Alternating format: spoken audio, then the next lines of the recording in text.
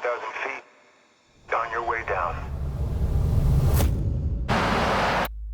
The ideas for style were coming from trying to replicate the reality of it.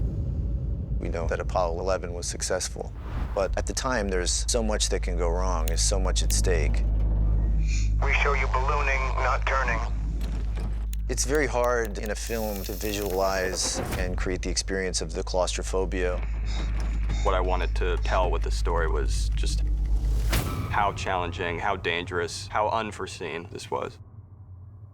The idea being that the audience is there with you.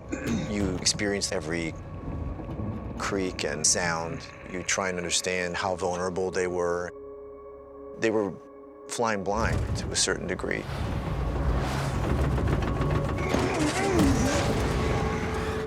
I wanted to really make the audience feel what it must have felt like to be hurled into space in these spacecrafts, how terrifying it was, how rickety these crafts were. You can't believe that people survived in them going down a freeway, let alone going into outer space. And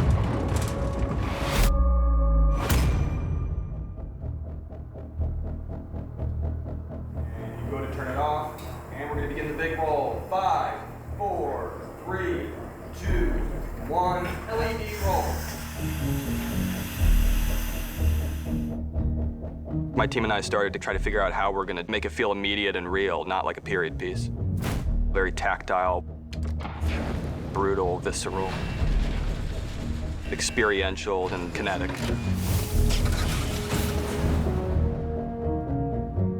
We have all these missions to get through: X-15, Gemini, Apollo, landing on the moon.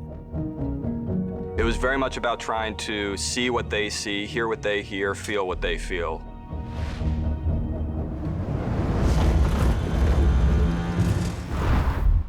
Very much a POV-driven, first-person, almost kind of virtual reality version of 1960s space travel. Well, how are we going to do that? Because I'm the designer. Like, what's the plan?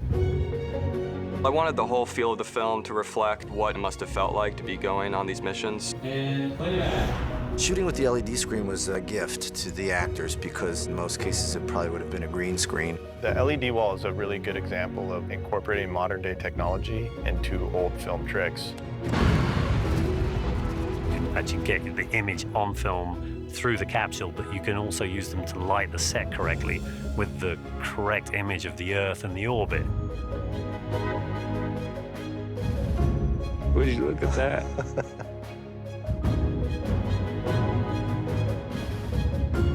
We designed a system that synchronizes the video of the LED wall to our motion base. It allows us to take the video playback.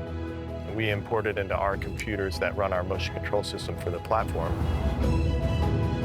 And we're able to tie in the video with the base. 5, 4, 3, 2, 1. Ignition. Ignition. And liftoff. Pitch program. Roger, pitch program.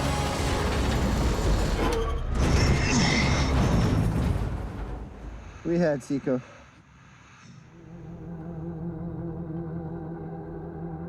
There was a clarity to the light, the color. It was different visually. We can move the motion base around at any orientation that we want. Accelerate.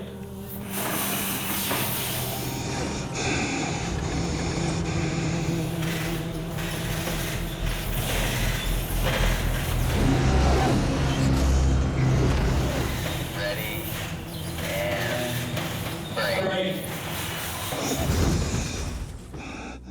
And it suddenly becomes this sort of experiential thing that we can capture for the actor as well.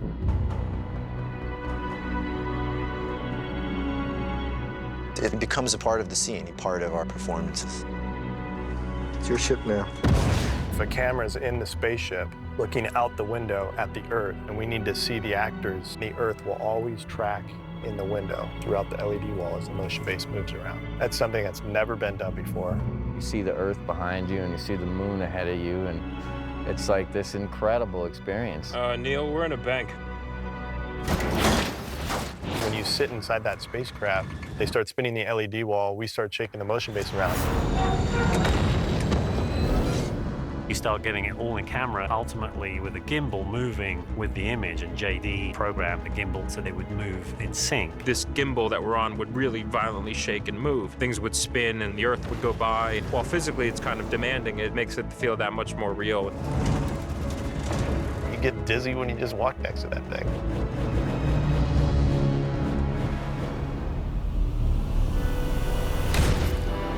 You want to find the ultimate way of providing the best image to put people in that film. It was to transport the audience. It's more fun way to make the film.